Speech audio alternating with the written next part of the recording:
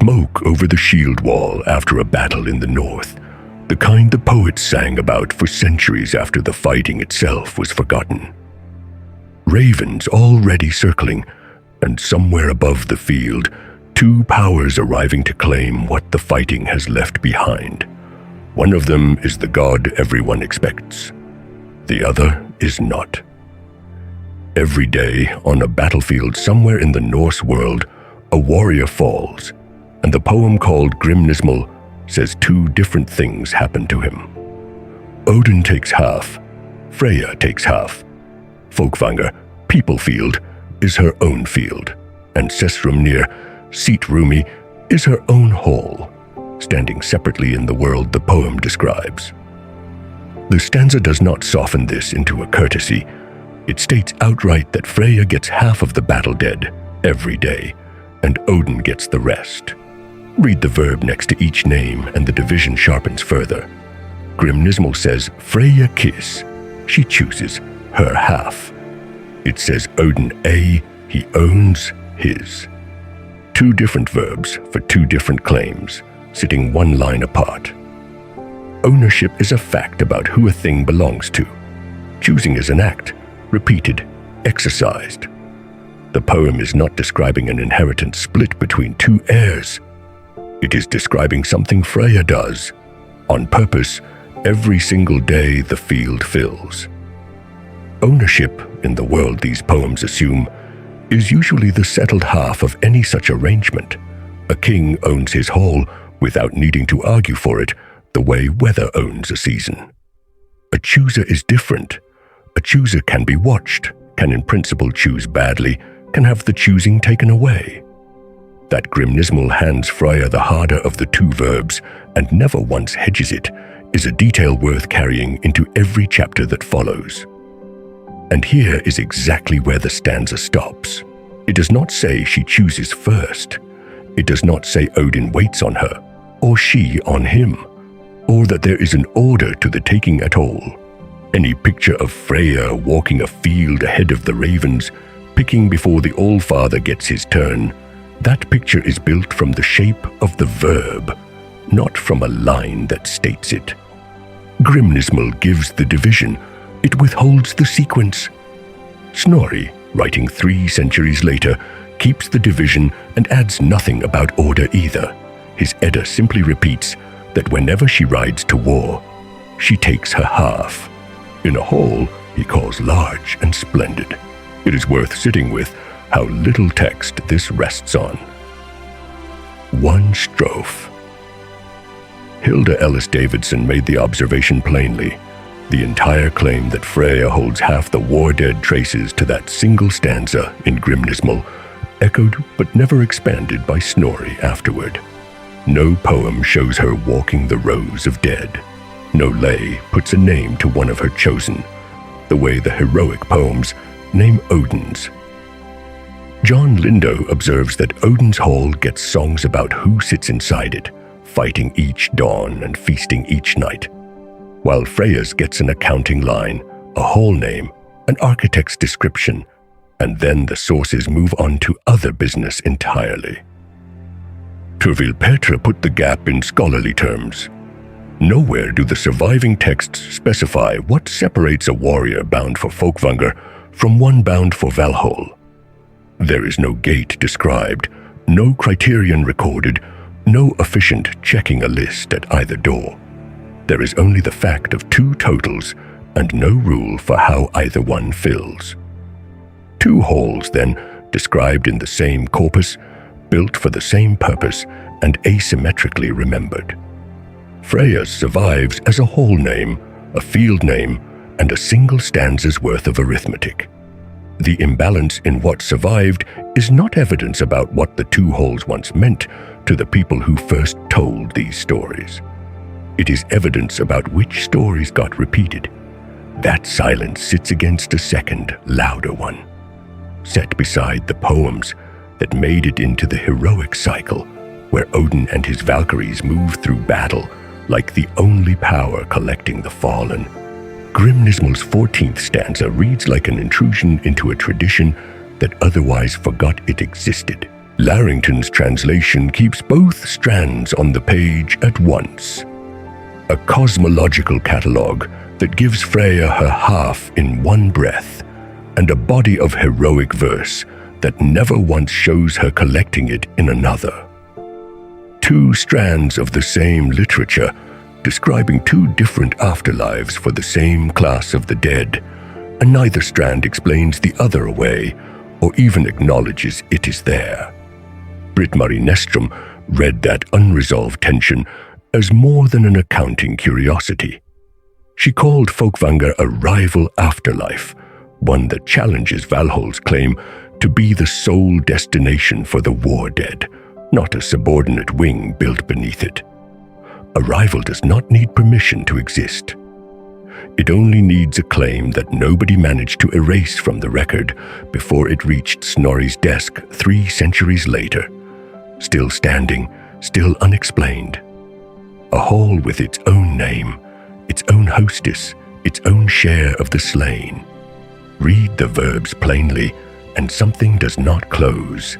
A goddess is, in the oldest strophe that names her at all, dividing the dead of every battle with the king of the gods, claiming an equal share by an unequal right. How does that claim survive standing next to Valhalla's? Freyja means lady, not a name given to a child at birth, but a title, an Old Norse honorific noun, the feminine counterpart to a lord, attached to a goddess whose whole Vanir household ran on the same pattern. Her brother is Freyja, lord. Her father is Njordr, a name that carries its own separate weight, but she and her brother stand out as children named for rank rather than for themselves. Snorri even records the words afterlife in ordinary Norse speech. Fruva, ladies, a term for high-status women of the Viking age, descended straight from her title, still doing social work centuries after the myths were first told.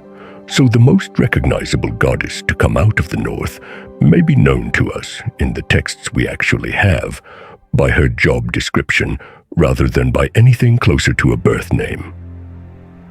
A hall guest speaking her name 1,000 years ago was not addressing a person the way a hall guest addressed Thor or Loki.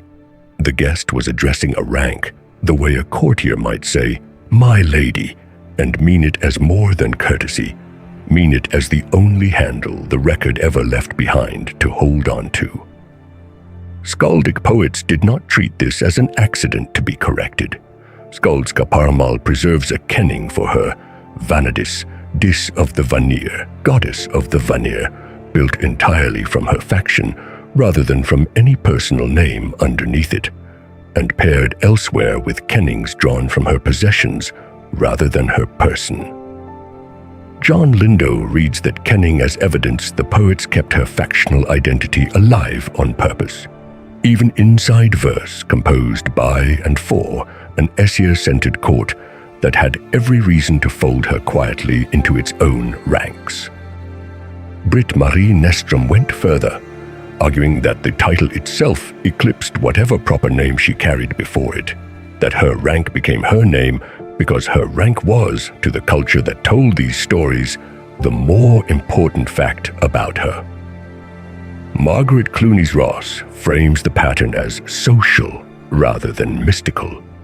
Divine names built from noble honorifics are Viking Age hierarchy transposed directly onto the gods.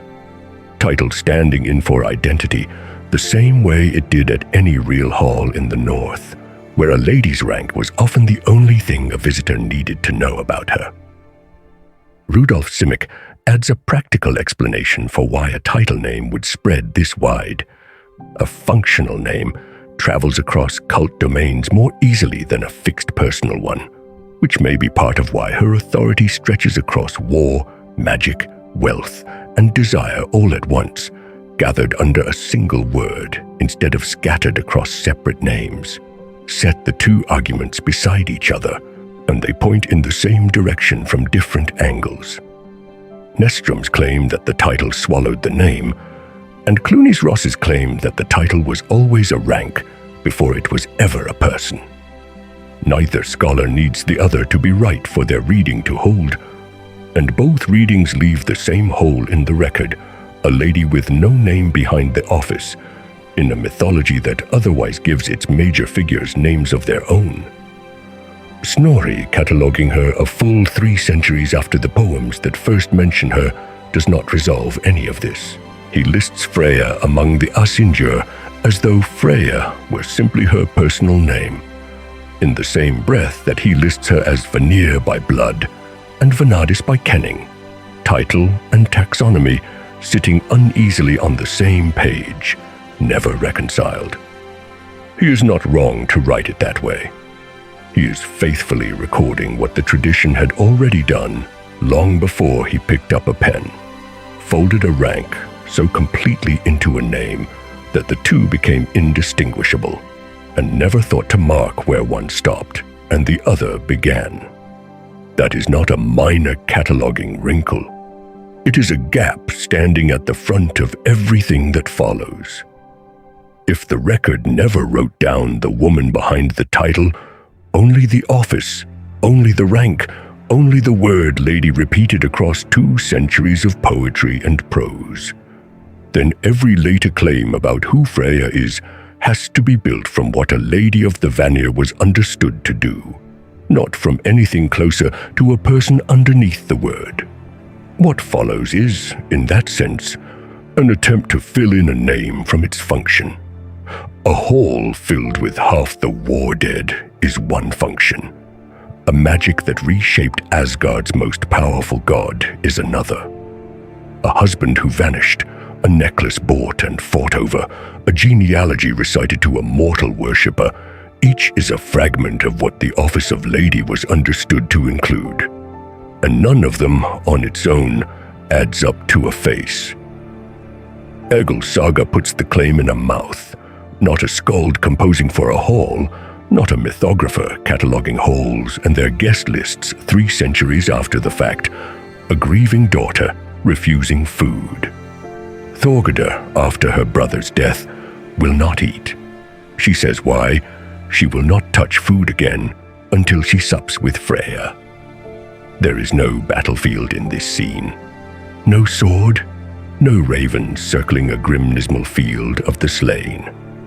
A young woman is starving herself to death inside a hall in Iceland, and the destination she names for herself is the same goddess who claims half the war dead in the poems, reached this time by grief and by fasting rather than by a blade. The claim has left the cosmological catalogue and entered an ordinary sentence, spoken by a character the saga expects its audience to recognize as one of their own, not as a figure out of myth. Grímnismál names Fólkvangr for an audience that already knew what a battlefield looked like. Egil's saga does something harder. It puts the same destination in the mouth of someone whose death has nothing to do with weapons at all, in a scene meant to be read as family history rather than sacred verse. The saga does not pause to explain the connection or justify it, or treat it as remarkable. Thorgerdr simply says where she is going, the way a woman of that world might name any other real place. That single line does a great deal of work. It shows that belief in Freyja as an afterlife host for high-status women was not confined to Eddic verse. It turns up independently in a prose genre built to sound like family memory rather than sacred song. It shows entry to her hall did not require dying with a weapon in hand. Hunger and heartbreak were, in Thorgerdr's own account of herself, enough. And Egil himself, in the very same chapters, composes Sonatarek, his own poem of loss for the same dead son, so his daughter's vow is not an isolated flourish standing alone. It is one grief answered by another, inside a single family's mourning, set down together in the same saga. Taken by itself, the vow amounts to more than one dying woman's private conviction.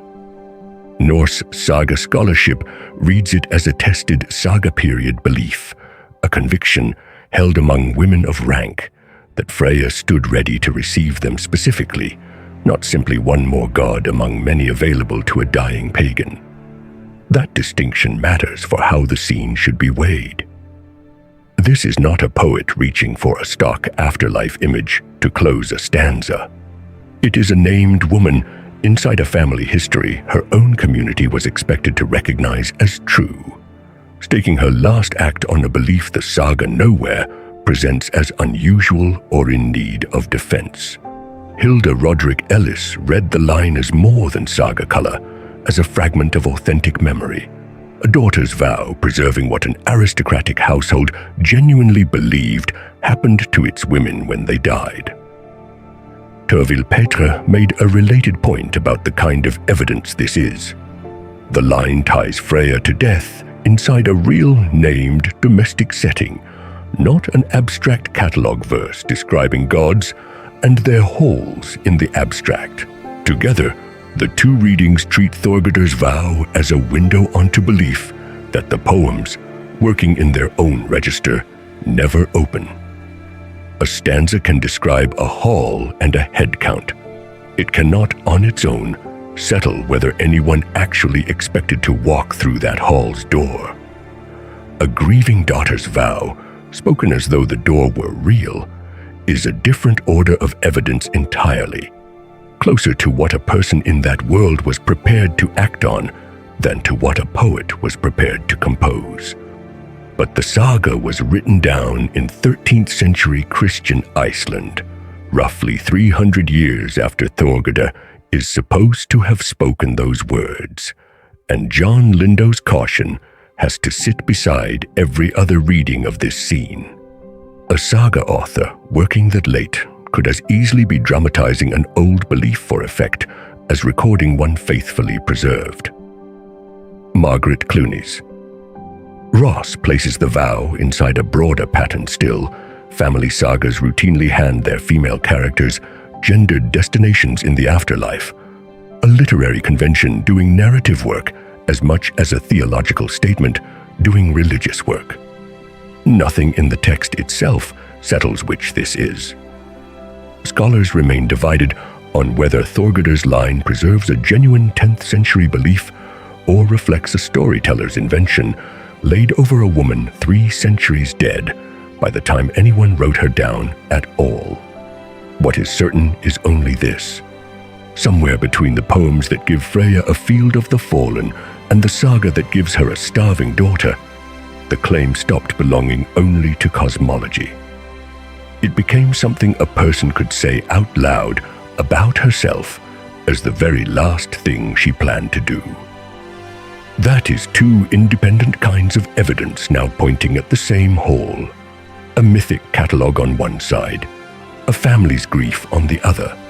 300 years and two different genres apart, and neither one borrowed directly from the other. Whatever else remains uncertain about Freyja, whatever the record failed to preserve of the woman behind her title, this much survived twice. Somebody believed a door stood open to her, and at least one person walked toward it by choice. Snorri gives the ranking in a single clause, and the clause does not say what 4 centuries of retelling have assumed it says. Frigg is highest among the Asingir, he writes, but Freyja is Tignust med Frigg most honored, together with Frigg, not beneath her, alongside her. Read from that sentence alone, this is a diarchy, not a hierarchy, and yet the order is easy to misread as rank, because a list puts one name before another, and a reader assumes the sequence is the standing. The habit is so old, it feels like grammar. It is not grammar. It is a guess. And what follows is what happens when the guess is checked against the clause itself. Look at what she is ranked on. Frigg's authority in the sources runs through a husband. She is Odin's wife, and her standing is legible through his, the way a queen's standing runs through a king's. Freyja's does not run through anyone. Gylfaginning's 24th chapter locates her at Fólkvangr, her own field, inside Asgard, but not inside anyone else's household. No consort is named as its owner. No husband's hall absorbs it. The scholar Britt-Marie Nestrom makes the distinction explicit. Freyja's position, she argues, is not dependent on marriage to an Aesir patriarch. It is a rank she holds in her own name, on her own ground, answerable to no one else's title. Snorri records that petitioners came to her directly for love and for fertility, and that she carried her own sorcery. Besides, a goddess prayed to and a goddess who could act on the prayer herself, both functions housed in the one figure. The historian Hilda Ellis Davidson reads Fólkvangr against a real Viking Age shape, an estate with its own hall and its own retinue, the mythic mirror of an independent noblewoman running her own household rather than her husband's, a domestic arrangement any listener in the 10th century would have recognized on sight. That recognizability matters. A myth about a goddess with land no man administers is not an abstraction to the audience that first heard it. It is a description of a kind of woman they already knew existed. The record keeps handing her the room's attention in venues Snorri did not need to invent for her. Skaldskaparmal's first chapter seats her at the feast of the Aesir as a principal guest, named beside Frigg, Sif, and Idun, not attending on someone else's honor, but holding a place that is her own at a table where every other seat is claimed by marriage or by birthright. Elsewhere in the same work, in the catalogue of goddess names collected in Skaldskaparmal 75, Snorri opens more than one such list with hers first, ahead of names with longer pedigrees inside the Aesir themselves. A pattern like that, repeated across genres a poet and a mythographer did not coordinate. A feast list here, a naming catalogue there, is not decoration. Decoration does not repeat itself by accident across unrelated chapters of the same book. A scribe copying out a list of names in alphabetical or customary order has no reason to put a hostage's daughter first. Doing it more than once looks less like habit than like a standing nobody thought to question. It is also, the scholar John Lindo points out, a genuine oddity in the taxonomy Snorri built. Freyja is Vanir by every account of her origin. A hostage-born outsider, born to a rival house the Aesir had been at war with, and yet Snorri slots her among the Ashinjur, the goddesses of the Aesir, as though the label were simply hers to carry, with no asterisk marking the seam. The classification absorbs her rather than explaining her. Margaret Clunies-Ross reads that absorption as the visible trace of a settlement. Freyja's rank, she argues, is the mythic residue of a political integration, the terms on which a rival house was folded into Asgard's own accounting of itself, filed under a category built for the winning side. A taxonomy is not a neutral filing cabinet. It is a record of who got to decide the categories, and in this one instance the record kept the anomaly on the page rather than smoothing it away. Snorri had every chance to quietly drop Vanir from her description and did not take it. None of this should be mistaken for pre-Christian doctrine handed down intact. Rudolf Simek is direct about the source. Snorri's tidy numbered rankings of the Ashinjur in Gylfaginning 35, he notes, reflect a 13th century Christian habit of cataloguing the sacred into ordered lists, not a pagan dogma that existed in that form before him. The clause survives from a Christian scriptorium, written by a man arranging a pantheon he no longer worshipped, filing gods the way a clerk files a register. What the filtering could not do, whatever else it flattened, is put Freyja second.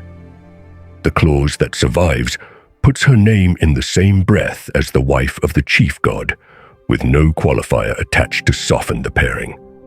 Whatever compressed her rank into a single phrase did not compress her status along with it. A ranking is supposed to settle a question. This one, read closely, refuses to. A treaty is not usually where a biography of a war goddess begins, and that is exactly the problem the sources leave a chronicler with. Freyja does not enter Asgard as a conqueror or as a bride. Völuspá says the wall around the Aesir stronghold was breached, and that the Vanir fought with sorcery the Aesir had no answer for. That is nearly the entire battle report. No named duels, no roster of the dead, no ground taken and lost, no account of who commanded which line. A war compressed into 2 stanzas of a poem more interested in the world's ending than its middle. A viewer expecting a siege will not find one here. What survives is closer to a rumor of a war than a chronicle of one, and the honest thing to do with a rumor is say so before building anything on top of it. What follows the silence is procedure, and procedure is where the record turns solid again. Ynglinga Saga states that the 2 divine houses made peace by exchanging hostages, and that Njorda, Freyja, and Freyja were the 3 the Vanir sent to live among the Aesir. The same chapter is specific about what she brought with her. The text names her a Blotgidja, a sacrificial priestess, and treats that office as a term of the settlement itself. Not a role she improvised once she arrived, but one the treaty recognized her for, written into the terms the way a title is written into a contract. It is worth saying plainly what this means for the second power inside Asgard. It did not grow there, season by season, the way influence usually accumulates. It was seated there in one transaction by agreement, with a job title already attached before she had spoken a single word inside the hall. The exchange ran both directions, and that symmetry is itself a claim about the balance of the 2 sides. The same chapter records that Hönir and Mimir went the other way, to the Vanir, so that neither house kept the peace for free, a trade, not a surrender. Margaret Clooney's Ross reads the whole arrangement: hostages traded, marriages implied, offices recognized on both sides of the exchange as a structural resolution. 2 divine factions absorbing each other through kinship and rank, rather than through one side's conquest of the other.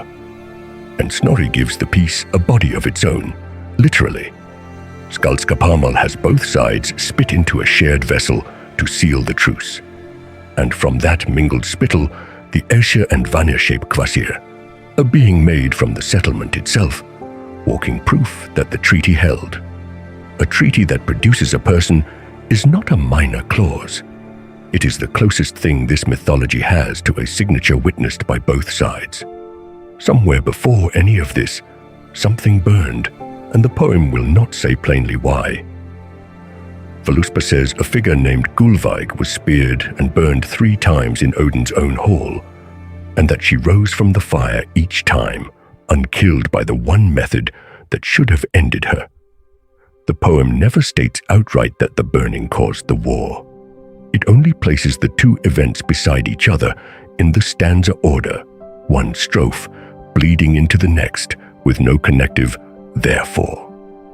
That ambiguity has to stand rather than be resolved for the sake of a cleaner story. Writing "and so the war began" would be exactly the overreach the poem itself refuses to commit. What the poem does invite is a further identification.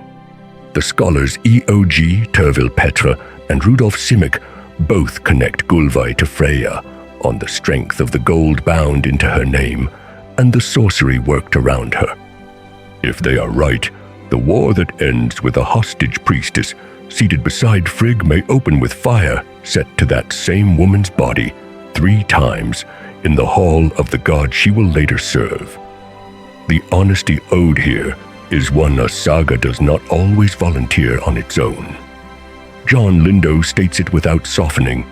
The Aesir-Vanir War survives in Old Norse literature only in fragments, gestures toward an event too large for the 2 stanzas that report it, more scar tissue than record. And the fragments do not even agree on what kind of event they are scar tissue of.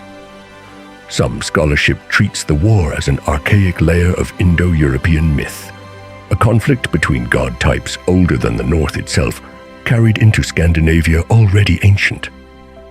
Rudolf Simek argues instead that what survives reads as a late harmonization, a story built afterward to explain tidily how 2 separate divine families had come to share one mythology by the time anyone wrote it down. Either reading leaves the same fact standing at the end of it, undisturbed by which side of the debate is right. Whatever happened, however old or however late the telling, it ended with a hostage running Asgard's altar rites in her own name. Ynglinga's saga adds one more line to that fact. After Njordur and Freyja had both died, Freyja alone continued the sacrificial office, the last of the 3 hostages still holding the post the treaty had given her, decades after the men who arrived with her were gone. Weigh the 2 halves of this chapter against each other honestly, because they do not weigh the same. The war itself is smoke, 2 stanzas, a breached wall, a burning that may or may not be the same event. Scholars split on whether the whole thing is even old.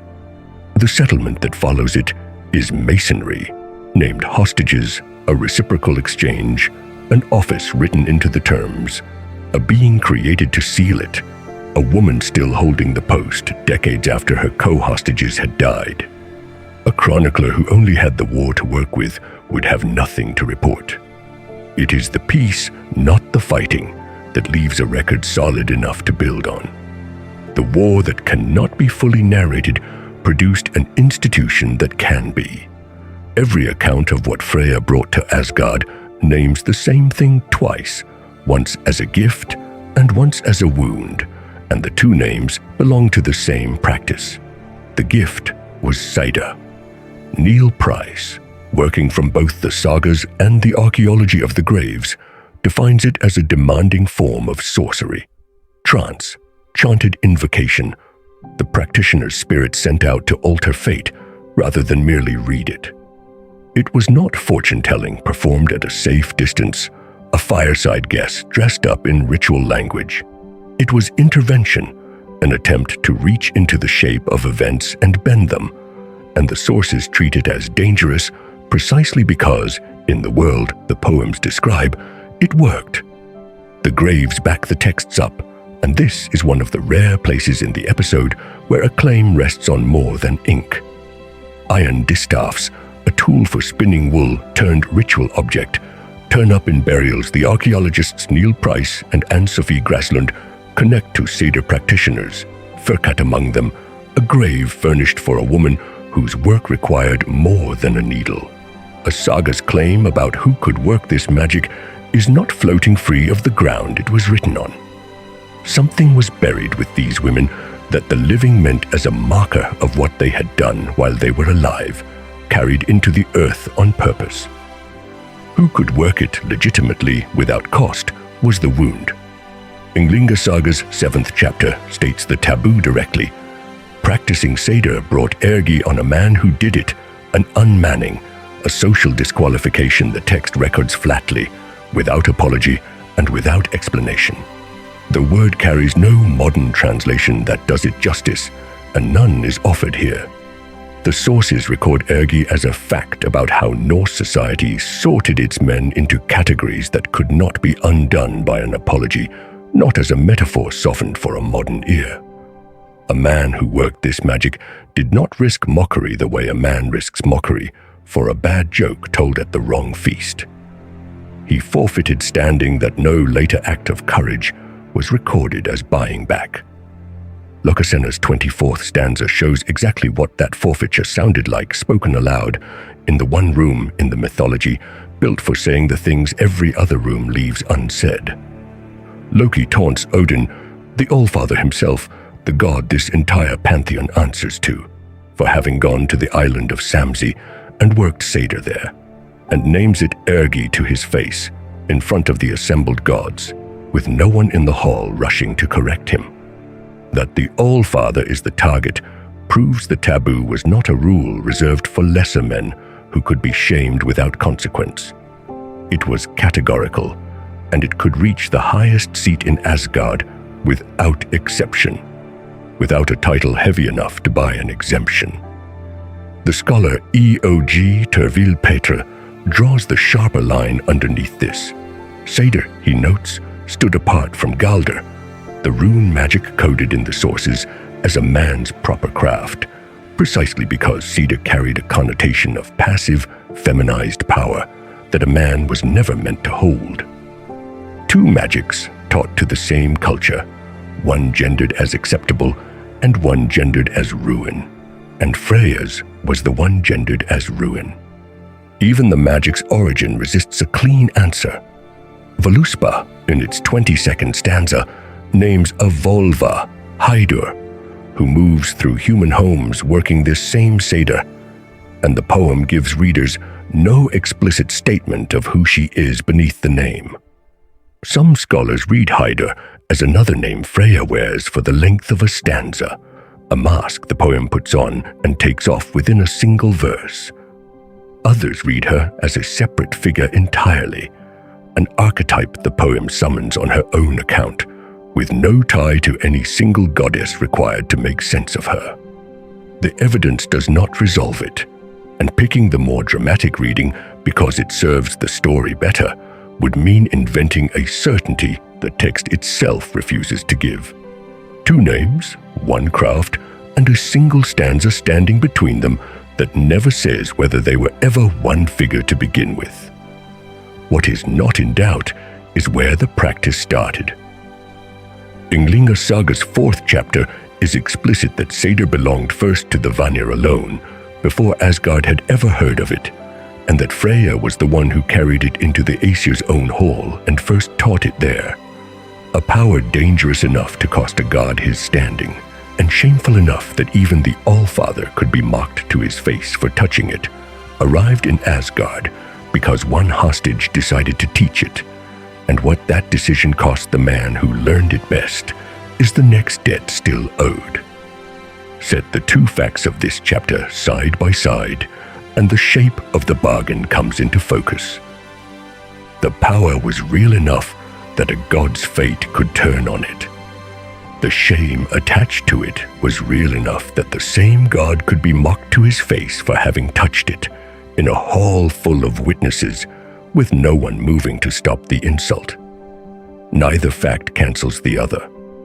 Freyja's Asgard did not get to keep the sorcery and discard the stigma that came bundled with it. The sources hand down both halves of the inheritance together, undivided, exactly as they were received. A power a whole society agreed to fear is not a small thing to have arrived with, and it is not a small thing to have kept a hold on after arriving. Whatever else the hostage brought across the line the war had drawn, she brought the one craft the Aesir could neither refuse nor safely practice themselves. The craft that shamed a man to touch settled in the end on the one man no one else in Asgard outranked. Ynglinga Saga's 7th chapter, the same chapter that records the taboo attached to the craft, follows Seder to its most famous student. Odin learned it from Freyja, the saga says, and used it afterward to read fate and bend outcomes toward himself. He did not steal this one from a well or win it by suffering, the way he is elsewhere credited with acquiring what he knows. He was handed it by the woman who arrived in Asgard as the price of a peace neither side had fully won. The same god who paid a social price merely for touching the craft, in a hall full of witnesses, learned it anyway and kept it. Sit with the shape of that debt for a moment, because the saga does not soften it. Britt-Marie Näström's reading of the saga is direct about what that gives her. Mastery of Seder handed Freyja lasting ideological leverage over Odin inside his own hall. Leverage is the right word, not gift. A gift is spent, and the account closes. Leverage assumes two things standing at once: a genuine asymmetry between the two parties, and a debtor who cannot simply repay the balance and be finished with it. Both conditions hold here. Odin cannot unlearn the craft once it is his, and he cannot make the fact disappear that he needed a hostage to teach it to him before he had it at all. Neil Price's working definition of the craft explains why the debt was worth incurring at all.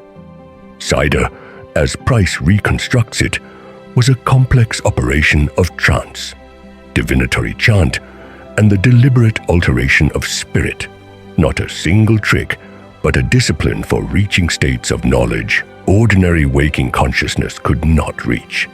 That is precisely the currency Odin spends his whole mythology chasing, foreknowledge, paid for elsewhere at steep and separate prices. Cider, on Freyja's terms, offered him another route into the same hoard, trance instead of suffering, chant instead of sacrifice. And the saga's claim is that he took that route because she had already opened it. The saga is equally direct about what the craft cost any man who touched it. Practicing Seder brought a specific social wound onto a man. The saga's own word is ergi, unmanliness, which is why the working of it settled by custom into female hands. Odin is not exempt from that cost merely because he is the All-Father. He pays it too, and the saga records the payment as a fact of his practice, not a rumor about it. The power the Skyfather leans on hardest is a power his own society would have shamed almost anyone else for touching. And he took it anyway because the alternative was not knowing. A god who could command armies and bind fate still could not simply legislate the shame away. The taboo held even against the one figure in Asgard with the most standing to overturn it. The debt did not expire when the war settlement aged. The same sacrificial office that outlasted her father and her brother, Snorri records, in Ynglinga Saga's 4th chapter, that she alone went on holding it long after both were gone from the story, outlasted the arrangement that had first seated her in it. She did not need either of them beside her to keep the office. The authority the saga credits her with was never on loan from them, and it did not lapse when they left the story, which means whatever leverage her teaching gave her over Odin was never tied to the health of the original hostage arrangement. It was hers, held independently, for as long as the record keeps her in the hall at all. A debt collected by someone who did not need cosigners to keep collecting it. There is one more name tangled in this transmission, and the sources will not let it resolve cleanly. Voluspa 22 describes a figure called Heidur performing Seder in human homes, working her craft house to house among the living. Some read Heidur as another mask Freyja wears, one more name added to the pile the goddess already answers to.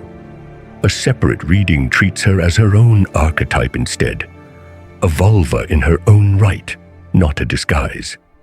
The poem does not settle it, and neither does the saga prose, so the honest sentence is the unresolved one. Seder's history in the Norse record includes a Haida who may or may not be Freyja, and the ambiguity sits inside the same corpus that is otherwise so sure the craft ran from the Vanya hostage to the Allfather himself. Even the loose ends of this transmission point the same direction. Whichever way the Haida question falls, no reading of it makes the craft native to Asgard. It is imported wherever it is traced, under whatever name it is traced under. Weigh what this chapter has actually shown against what a casual telling of Odin's story usually leads with. The Allfather is not ordinarily introduced as a debtor. He is introduced as the one who pays his own steep prices and answers to no one for the paying. Cider breaks that pattern quietly, without a single dramatic scene to mark the break. No confrontation, no bargain struck on camera. Just a saga chapter stating plainly that he learned a craft from someone else and used it as his own ever after. A power this central to how Odin operates, and he did not originate it. He owes it. What the saga does not leave ambiguous is the direction of the debt. The Allfather's magic is imported. The teacher arrived under guard. At the feast in Lokasenna, Loki turns on Freyja and says every god and elf in the hall has already been her lover. He does not stop there. 2 stanzas later, he accuses her of something worse by the poem's own logic, caught, he says, in bed with her own brother Freyr. These are the 2 charges the Norse mythology actually levels at its second-ranked goddess, spoken aloud in verse, inside a hall full of listening gods. Njordr, her father, answers Loki directly. He calls it no fault at all for a woman to take lovers beyond a husband, and that answer is not an invention of Vanir's softness on Njordr's part. Ynglinga Saga separately confirms that marriage between brother and sister was ordinary custom among the Vanir before they came to Asgard. So the incest charge Loki throws as an insult is, for the family it targets, simply a description of home. Here is where the chapter has to stop being a recitation of charges and start being honest about what a flighting actually proves. John Lindo places Lokasenna inside a known genre, the Senna, where accusations of sexual deviance are the expected ammunition, not reportage. A flighting is a contest of insults staged for an audience that already knows the rules. The convention required saying the worst thing possible about an opponent, true or not. And the poem's pleasure is in how far the insult reaches, not in whether it lands as fact.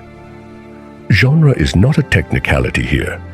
It is the difference between reading Loki's words as a report on Freyja and reading them as a move in a game whose whole point is exaggeration. Margaret Clooney's Ross reads the specific target as social rather than personal.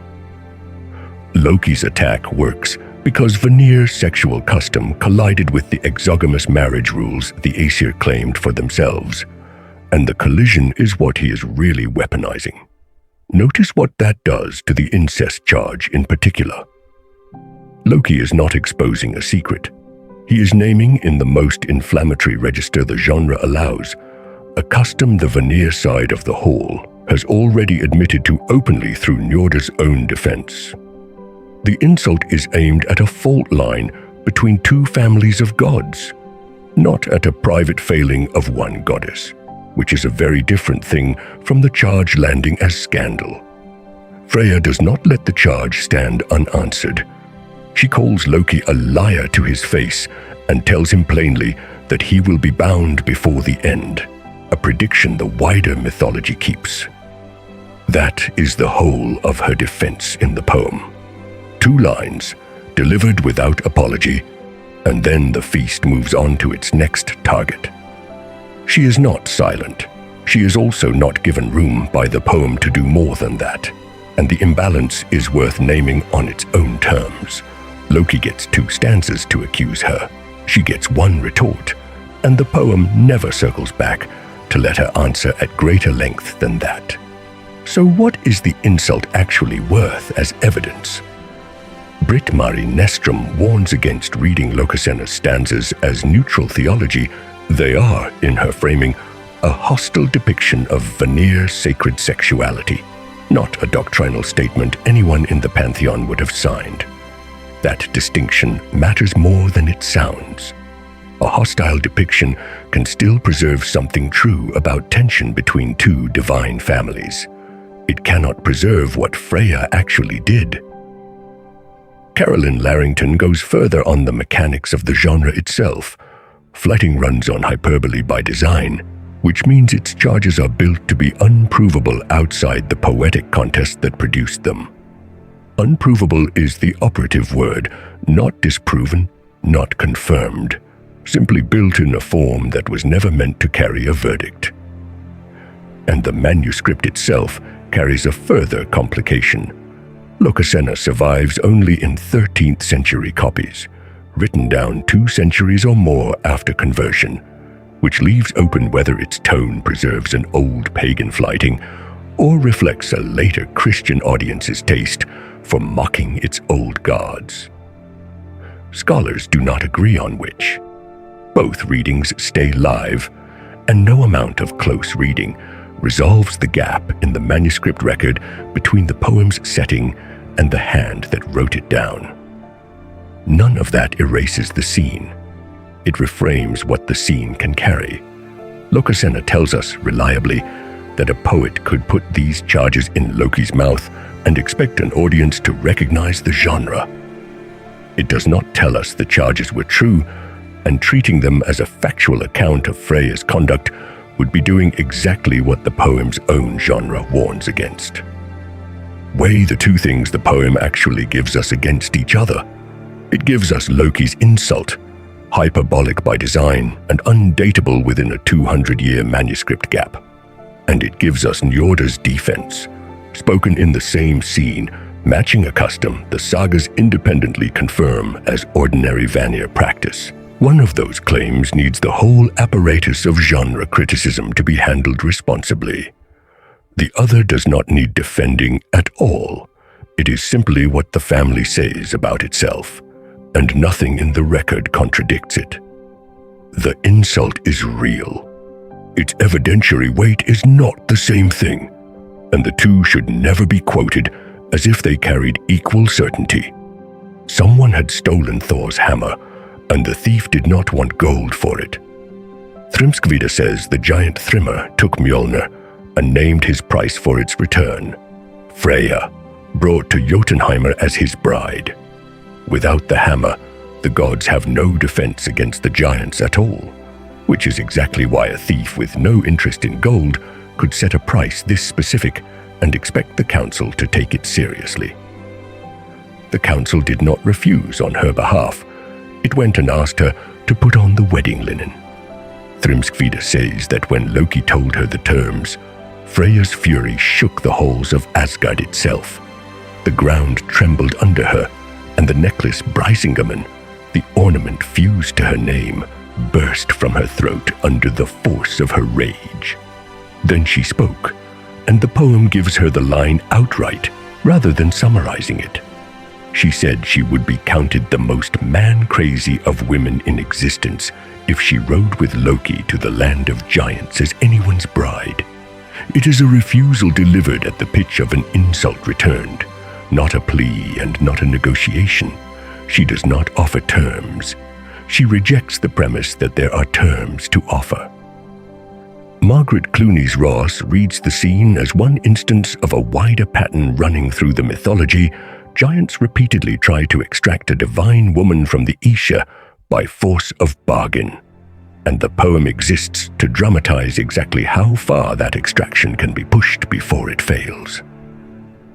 John Lindo's reading is blunter about the council itself.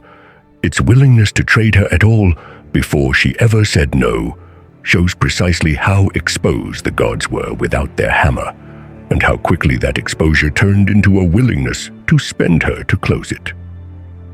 The offer came first, weighed and half accepted around a table she was not sitting at.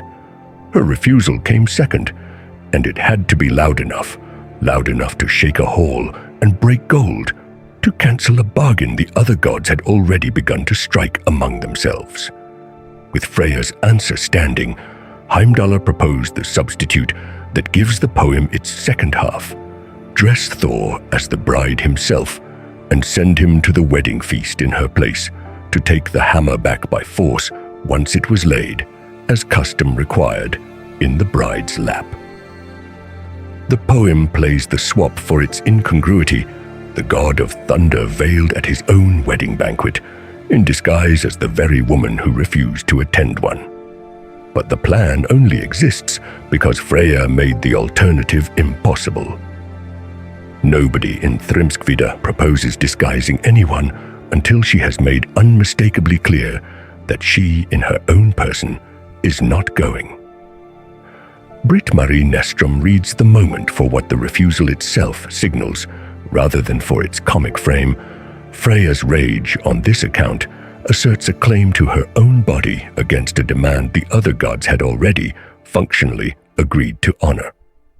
It is not the only time in the surviving corpus that she is treated as a price rather than a person. Gylfaginning tells a separate story, set earlier in Asgard's history, in which a giant builder offers to raise the defensive wall around the god's stronghold within a single winter and names his fee before he lays a stone. Freyja delivered to him along with the sun and the moon. That bargain, too, very nearly closes. The gods debate the giant's terms seriously enough to be talked into accepting them, weighing the wall's worth against her, before the working is stopped by other means entirely. Twice in the surviving mythology, a giant sets Freyja's price beside cosmic goods: the sun, the moon, the god's own defense. And twice the Aesir Council treats the offer as one genuinely worth weighing before her wrath. Or the tale's turn of fortune ends the negotiation for them. Clooney's Ross's reading of the Wall episode runs parallel to her reading of Thrymskvida. Freyja functions in both stories as something close to the reproductive and sacral capital of the pantheon itself, valuable enough that giants demand her specifically, and gods, at least for a while, consider paying her out to keep something else. She is never treated as replaceable by any other goddess in either bargain, not Frigg, not Sif, not any Asinja named elsewhere in the corpus. She is the currency, not one coin among several. What the poem is, and how old, changes what the bargain proves. Scholars are divided on whether Thrymskvida preserves an archaic mythic exchange, weighted with the seriousness of genuine cult belief, or whether it was composed as a comic poem in the 12th or 13th century, well after conversion, playing an old motif for laughs at a safe Christian distance. The text itself does not settle which. What it does not do, on either reading, is let Freyja's power make her untouchable. She commands enough that her wrath alone can crack gold at her throat and rattle a hall full of gods. She is still, in the same breath, something two different giants have priced, and something two different councils have weighed. She said no. The council had already said maybe. That gap does not close inside Thrymskvida. It reopens around an object she actually kept. The necklace itself predates any story anyone tells about how she got it. Snorri names it directly in Gylfaginning's 35th chapter and again in Skaldska Parmal's 20th. Brísingamen belongs to Freyja as settled fact, an attribute requiring no origin story attached, the way a name requires no footnote. It is the object Thrymskvida's 12th stanza names as hers at the exact moment her fury breaks it loose from her throat, the physical proof of everything the last chapter argued about what she is worth. The oldest surviving reference to the necklace's history is not about how she acquired it. In Skaldska Parmal's 16th chapter, Snorri quotes Kennings describing a fight between Heimdallr and Loki over Brísingamen at a place called Singerstein, the two gods contesting the object in some skaldic shape, in a form old enough to have generated its own poetic vocabulary around the contest itself. That is where the archaic record stops. It says two gods fought over the necklace, in some form violent enough to be remembered in verse. It does not say who made it, or what she paid, or whether payment came into it at all. A kenning built around a contest tells a listener the contest mattered enough to be worth naming. It does not, by its nature, tell a listener how the contest started or ended. The story most people now associate with Brísingamen comes from a different text entirely, and it comes centuries later. Sola Tata, a short tale surviving no earlier than the late 14th century, tells of Freyja buying the necklace from four dwarves by spending one night with each of them in turn. The same text has Odin, angered by the transaction, order Loki to steal the necklace back and force Freyja to set two human armies at each other's throats forever. The endless self-renewing war called Jadningavig as the price of its return. That is Sorlathatar's plot, told in a single short prose tale attached to a much later saga collection. It is not the myth. It is a 14th century text about the myth's central object, written well over 300 years after the North had converted to Christianity, and it needs to be named as exactly that, a thatr, a story, dated and placed every time its content is repeated as though it was simply what the Norse believed. Britt-Marie Näsström and Rudolf Simek are direct about what the text is. a Christian composition of the late medieval period, moralizing in intent, using Freyja's name to illustrate lust and its cost, rather than transmitting an inherited pagan tradition intact. It was written by and for people 3 or 4 centuries removed from any living Norse cult, in a Christian literary culture, to make a point about a goddess its authors no longer worshipped, and had every institutional reason to condemn rather than record faithfully. A tale written to condemn a goddess is not evidence for what her actual worshippers once believed about her. It is evidence for what their converted descendants wanted told instead. The archaic poetry that survives says nothing about dwarves, and nothing about a price paid in knights. Husdrapa, composed by the skald Ulfr Uggason, and old enough to belong to a genuinely pre-Christian poetic tradition, describes Heimdallr and Loki's contest for the necklace, and Loki's transformation into a seal to carry it out, and stops there. No purchase, no dwarves, no sexual bargain of any kind. The oldest source for Brísingamen is a fight between 2 gods over an object already in dispute. The story now most often repeated, as its origin arrives on top of that fight, centuries after the fight itself was already old. John Lindow puts the distance precisely. Roughly 300 years separate the earliest skaldic references to the necklace from Sorlathattrs telling of how it was bought. 300 years is not a gap a single storyteller's memory can bridge intact. E.O.G. Tervil Petra, working from etymology rather than narrative, connects Brísingamen's name to Brísinga, fire, suggesting the older tradition understood the object as a luminous or solar ornament, light at her throat, not a receipt. Whether Sorlathattr preserves some degraded memory of a genuinely older story, or invents its content outright to serve a Christian argument, is not settled. Scholars divide on exactly that question, whether the dwarf narrative descends, however corrupted, from real pre-Christian material, or whether it carries no pagan antecedent at all and is pure 14th century invention. Either answer leaves the same fact standing. Nothing in the archaic record corroborates it independently, and no source earlier than Sorlathattr itself tells the story the same way. What is not in dispute is the date and the register. Sorlathattr is a hostile, centuries-later text composed after the culture that might have believed it in earnest was already gone, and treating its account as Norse myth mistakes a moralizing afterthought for the thing it was written to moralize about. The necklace has 2 histories now, one archaic and fragmentary, one late and fully formed, and only one belongs to the corpus that speaks for what the pre-Christian North actually told about its gods. The other belongs to what Christian Iceland 300 years on decided to tell about it instead, and dressed in Freyja's name to do so. She wears the fire at her throat either way. That much is old, and that much is settled. Only one story explains where the man who was supposed to wear it beside her went. Freyja's husband is named twice by Snorri, and once by the oldest poem in the corpus, and none of the 3 tellings say where he went, or why, or whether he meant to stay gone.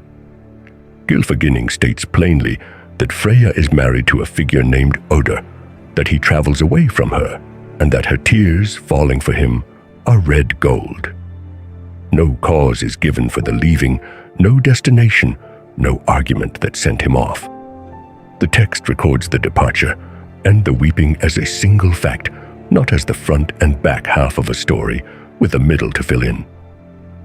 The poem is older than Snorri and confirms the pairing without explaining it. Völuspá, in its 25th stanza, in its accounting of the war between Aesir and Vanir, refers to Freyja in passing as Ódsmæður, Óttar's woman, a phrase that assumes the audience already knows who Óttar is and what he is to her. The marriage, then, is not Snorri's invention laid over a blank space.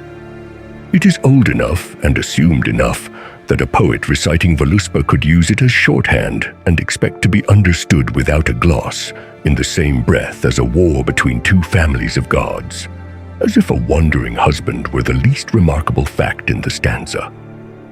What is Snorri's is the detail of her searching.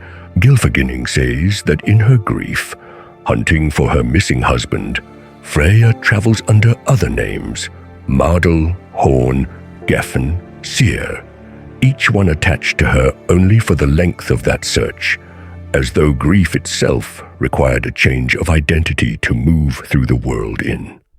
A goddess whose primary name is already a title acquires 4 more the moment she goes looking for the one person the sources let her miss.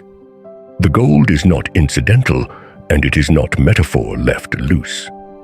Skaldskaparmal preserves the kennings that follow from the weeping directly. Poets call gold the tears of Freyja or the rain of her cheeks, treating her grief as a working mint rather than a private sorrow.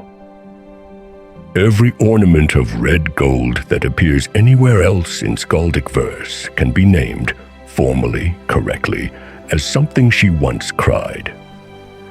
Hilda Ellis Davidson reads the wandering names as evidence of regional cult rather than narrative invention.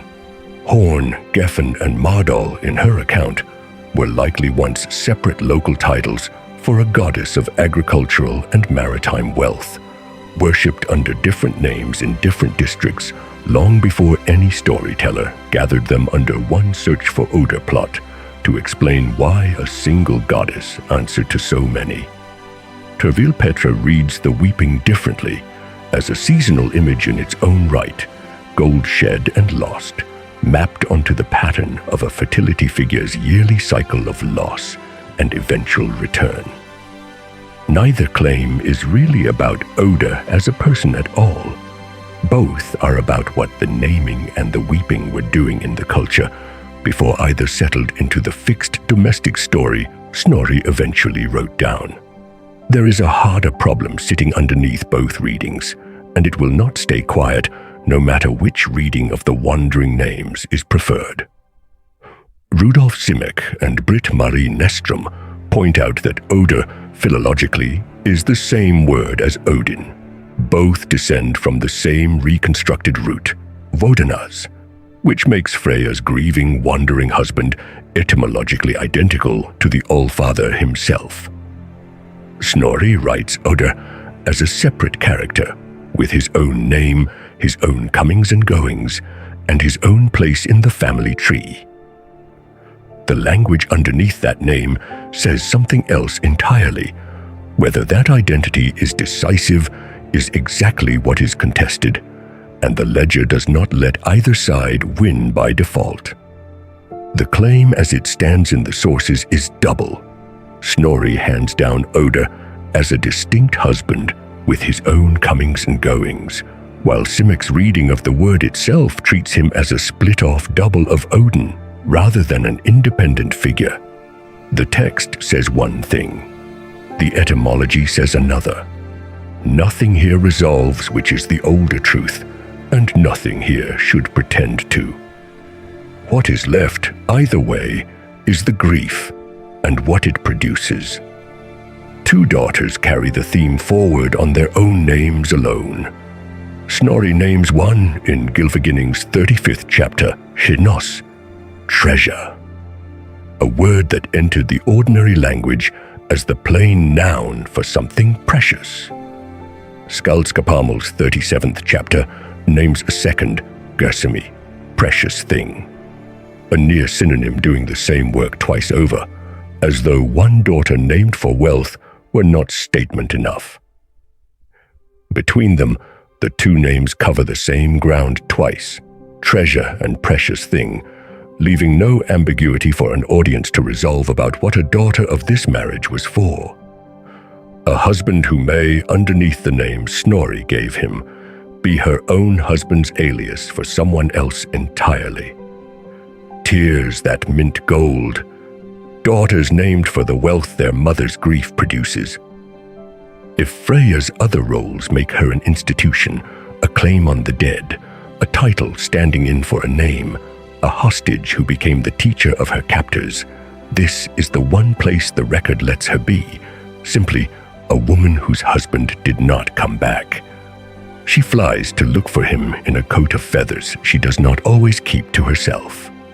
Loki puts on Freyja's cloak of feathers and takes to the air, hunting a stolen hammer that is not his to lose, and a god who is not his to save. The cloak is hers first, not his, and the sources are careful about that ownership even while the story's attention stays on the thief who borrows it. Thrymskvida names the garment a Valshammer, a falcon shape, and Snorri's own Skaldskaparmal agrees with the older poem rather than correcting it. Together, the two texts attest that whoever wears the cloak can cross the distance between worlds on wings that are not their own bodies. It is Loki who is wearing it in the scene the whole saga turns on. He flies to Jotunheimr in it, into hostile country, to find out who has taken Mjolnir and what price the thief wants for its return. That is not the only time the cloak leaves her shoulders for someone else's emergency. Skaldskaparmal records a second flight in the same feathers. Loki again, borrowing the same object again, crossing this time into the hands of the giant Thiassi to pull the goddess Idun back out, along with the apples that keep every Aesir god from aging into an old age none of them wants. Twice, when the Aesir's own recklessness costs them something they cannot recover by their own strength alone, the one object that recovers it belongs to the Vanir woman they still, in other chapters of this record, insult for her ancestry and try to trade away like property. Neil Price sets the cloak against a wider pattern he traces across the late Iron Age. He reads Freyja's avian shape-shifting as one instance of a broader shamanic technique, in which the practitioner's own soul was understood to leave the body entirely and travel abroad wearing an animal shape, while the body itself stayed behind. Under that reading, the Valshammer is not a costume, and it is not a convenient prop for a rescue plot. It is a physical object standing in for a claim about what Seder itself was believed to do to the person who worked it, send some part of them out past the edge of their own skin, into the sky, into someone else's territory, and back. The Falcon Cloak has an attested lineage in verse older than any surviving prose account of Freyja. Her other famous conveyance does not have that lineage, and the difference between the two is the whole point of setting them side by side. Snorri writes, in two separate passages of his Gylfaginning, that Freyja travels by a chariot yoked to two cats. He does not place the detail somewhere incidental, a stray line of ornament. He places it at the most solemn scene in the entire mythology, when the gods carry Baldur's body down to the shore for burning. It is the cat-drawn chariot that brings Freyja to stand among the mourners. One Vanir presence inside an overwhelmingly Aesir grief for a son who was never hers. No Eddic poem composed before Snorri puts her behind those cats. No surviving skald's kenning names the chariot at all. Rudolf Simic states the asymmetry between the two attributes plainly. The flying cloak is old, carried in verse that predates Snorri by generations of oral and written transmission, while the cat chariot belongs to Snorri alone, absent from every earlier source that survives to be checked against him. Whatever stood behind the image before he set it down in prose, if anything did, is not something the surviving record can now show us. Two scholars have tried to explain the choice of animal rather than simply the fact of it. Tervil Petra proposes that cats, in late Iron Age Scandinavia, already carried an association with domestic magic and with female fertility, which would make the chariot animal a deliberate emblem chosen for what it already meant, rather than an arbitrary detail Snorri picked at random. Britt-Marie Nestrom reads further outward still, treating the whole accumulated picture, a bird's flight, a cat's household quickness, gold enough to weep, as one composite figure assembled out of more than one register of divine power at once, war and magic and wealth folded into a single silhouette. Composite, though, is not proof of age.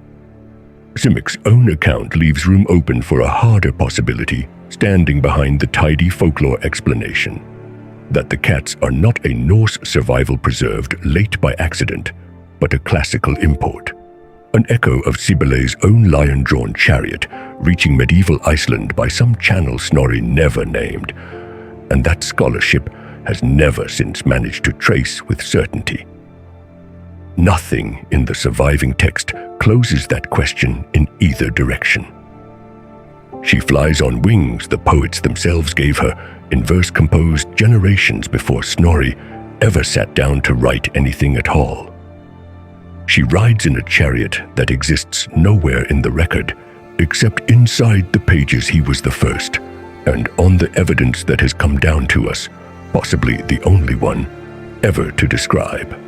A giantess is shaken awake inside a cave in the middle of the night, and the goddess who wakes her wants something oddly specific for a myth. Not a spell, not a weapon, not a hostage, but a genealogy recited stanza by stanza until a mortal man's whole ancestry stands, proven back through generation after generation. Freyja has ridden to that cave with a passenger already hidden against exactly this kind of hostile territory. She has turned the young man Óttar into her own golden boar, Hildisvíni, and carried him on her lap through country he could not otherwise have crossed alive, so that Hyndla can be made to speak his lineage back to him line by line, under duress, whether the giantess wants to give it or not. Every chapter before this one has shown Freyja doing something outward, something that changes the world around her, choosing among the battle-dead first, teaching Odin a magic he did not already have, refusing outright to be handed over as a giant's bride price. This chapter shows the current running the other way. Something is being done for her, first, by someone smaller than she is. The poem gives the reason in plain, unsentimental terms, without asking the listener to guess at motive. Óttar built her an altar of stone, a hoga, out on his own land, and reddened it repeatedly with the blood of sacrificed oxen until the stone itself carried the visible stain of long use. Hyndla states this inside its own frame as settled fact, not as boast or exaggeration, sacrifice offered on one side, favor returned in kind on the other, with no gap of doubt left standing between the two halves of the transaction. Judy Quinn reads the whole episode as a ritual genealogical poem in which Freyja functions as guardian of aristocratic memory, holding a lineage that a living man needs, proven and cannot otherwise reconstruct or defend for himself in a world where inheritance runs on descent. Margaret Clooney's Ross frames the identical scene in blunter, more transactional language, altar and answer, as two halves of a single exchange, a reciprocal obligation running in both directions between the human who sacrifices first and the Vanir power who is then expected to answer him in kind, on schedule, without excuse. Nothing in either reading treats this as favor extended downward for nothing. It is a debt Óttar paid into first, in blood, at a stone altar he built with his own hands before he ever asked her for anything back. The disguise he wears carries its own signature, one that reaches beyond this single poem. Hildisvíni, battle swine, shares its name pattern with Freyja's own golden boar, Gulinbursti, and the pairing marks the pig as sacred to the Vanir specifically, a family emblem carried by brother and sister both, not a symbol that belongs to the wider pantheon at large. Turville Petra notes that the poem preserves, folded inside this single scene of disguise and interrogation, an extensive catalogue of older heroic genealogy, sometimes called Voluspa Hinskama, verses of ancestry that might otherwise have survived in no poem at all, kept alive only because a goddess needed them recited under a giantess's roof. Under the boar disguise and the altar smoke, Hyndluljóð is doing the quiet work of a record office as much as it is telling a myth. The poem will not let the scene stand uncomplicated all the way to its end. In its closing stanzas, Hyndla turns on the goddess who forced her awake in the first place. She accuses Freyja of riding her human favorite the way an animal is ridden, night after night after night, and names it nothing gentler than excessive longing, spoken to Freyja's face with no god present to intervene on her behalf. The text does not resolve the accusation in either direction. It simply lets it stand, unanswered, beside everything that came before it. What the poem leaves behind in the same handful of closing stanzas is one figure held in two frames at once, dynastic patron to the man who built her an altar and kept it red with sacrifice, and in the very next breath, an exploitative lover in the mouth of the giantess she woke specifically to ask a favor of. Elsewhere in her story, it is Freyja who acts on others, choosing, teaching, refusing, wearing borrowed danger like the falcon cloak she lends out to save her own house from itself. Hyndluljóð turns the direction of the current for one poem only. Here, a mortal man is the one who acts first, who builds, who bleeds an ox out over stone until the debt is visible and impossible to deny, and only then does the goddess answer. It is the single place in the surviving corpus where Freyja stands not as the power granting itself, but as the power being petitioned, courted, paid, worshipped in the plain sense of the word, rather than working the world herself. Óttar's memory comes out of the poem intact, proven, unbroken back through his ancestors. Freyja's does not come out the same way. Two names sit on the same page of Gylfaginning 35, and Snorri sets them down as if the difference between them needed no defending. Frigg, Freyja. Two of the Æsir, listed one after the other, no seam showing, no note explaining why a reader should keep them apart. That should be the easiest sentence to write about either goddess. It is not. The two figures share enough in name, in office, in the shape of their stories, that scholars have argued for over a century about whether they descend from one Germanic goddess or two. For over 100 years, the scholars who have read that page most closely have not agreed on what they were reading, and the disagreement does not sit at the edges of the record. It sits at the center, on the question of whether there were ever two goddesses here at all. Start with the names themselves, because a name is the one piece of evidence older than any poem that survives. Frigg descends from a Proto-Germanic root, Friggjo, beloved. Freyja descends from a different root entirely, Frávjon, lady, the same word that opened her story, a title standing in for a name no text preserves. Two roots, two separate words, planted in the language before either poem was composed, let alone written down. If Frigg and Freyja were once a single goddess, whatever split them happened early enough to grow its own grammar, its own vocabulary, its own separate word for what it meant to be beloved and what it meant to be lady. And yet the overlaps keep surfacing, close enough together that no one reading both goddesses side by side could call the resemblance an accident. Both own a coat of falcon feathers. Frigg's is named directly in Skaldskaparmal 56.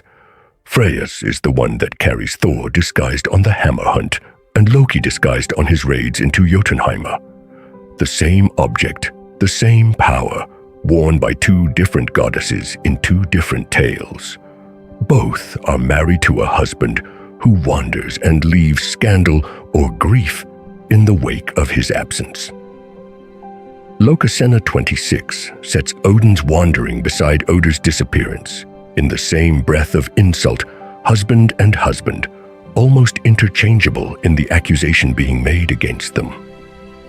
Rudolf Simek reads that pattern as residue, the visible seam of an older single figure. He argues that Frigg and Freyja represent a late West and North Germanic split of one archaic mother goddess, a single power the tradition eventually needed two names, two marriages, and two sets of stories to hold. On Simic's reading, everything treated so far as Freyja's alone. The choosing of the slain, the veneer sorcery, the necklace, the missing husband, was once simply one goddess's whole portfolio, later divided the way a large estate is divided between two heirs who never meet. Britt-Marie Nystrom reads the identical pattern and draws the opposite conclusion. She argues the two held distinct historical cult domains from the beginning. Frigg tied to sovereignty and the order of the hall, Freyja to fertility, wealth, sorcery, and war, two goddesses who happen to inherit a shared vocabulary of motifs, not one goddess wearing two separate masks for two separate audiences. On Nestrom's reading, the falcon coat and the wandering husband are not proof of a common origin at all. They are proof of how small the available vocabulary for describing a powerful goddess actually was, so that two unrelated figures ended up dressed in the same handful of images because the storytellers had nothing else to reach for. Hilda Ellis Davidson draws the line a third way, and her version is less about origin than about function. She reads Frigg as the pattern of the married queen, settled inside the household she governs, and Freyja as a sacral power the household was never built to contain, independent, mobile, answerable to no husband's hall even while she keeps one. It is a division already visible without naming it, Frigg presiding, Freyja negotiating, choosing, and vanishing when the negotiation goes badly. And John Lindau's evidence sits closer to the actual ground than any interpretation stacked above it. He notes that the place names carrying Frigg's cult and the place names carrying Freyja's cult cluster in different regions of Scandinavia, not the same soil claimed twice under two labels, but two separate geographies of worship, communities a day's travel apart, choosing to raise a shrine to one goddess and not the other. What the debate comes down to, stated as plainly as the sources allow, is this. Simic sees an archaic goddess the tradition eventually split in transmission. Nystrom sees two goddesses the tradition never confused, whatever motifs they came to share on the page. Neither side is working from a stanza the other side hasn't already read, and neither has produced the piece of evidence that would end it, a single unambiguous line from any surviving source that would force the other position to fold. This is not a gap. The research simply hasn't gotten around to closing. It is the research, done as carefully as either scholar knows how to do it, arriving at two incompatible readings of the exact same page. The poems will not settle this. They were never built to. Every claim made about Freyja up to this point now carries a shadow. What if the goddess named is only half of a single divided figure? The only witness left that the poems have not already exhausted is not a poem at all. It is the ground itself, the places where someone, long before any Edda was copied, carved her name into a boundary stone and meant it. Sweden and Norway are still marked with her name in places no poet ever visited.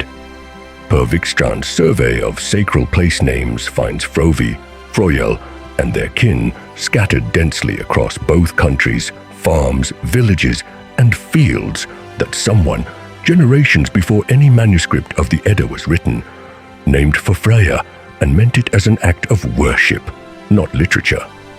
This is not a stanza. It is where people actually raised a boundary stone, or cleared a field, or built a shrine, and then told their neighbors whose ground it was. But a place name carries only what a place name can carry. Wikstrand and Brink are exact about the limit.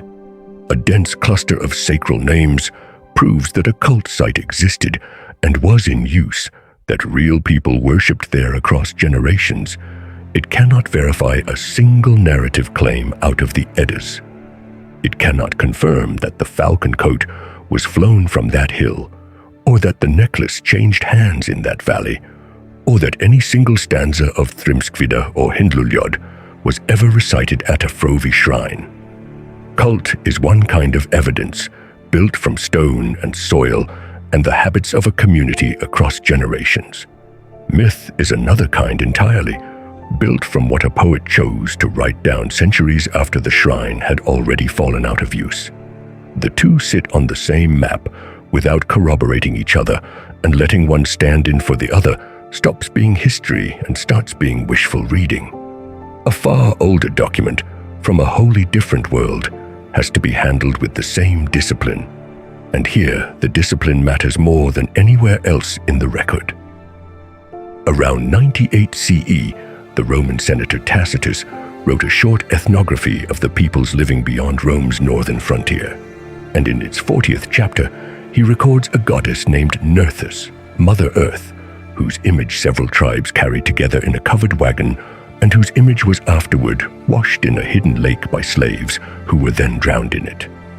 The name is not a coincidence dressed up as scholarship.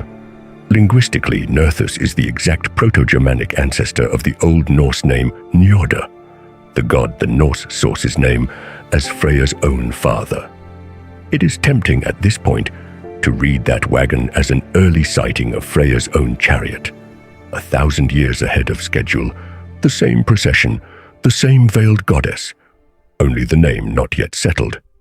The sources themselves refuse the shortcut, and so should the account built on them.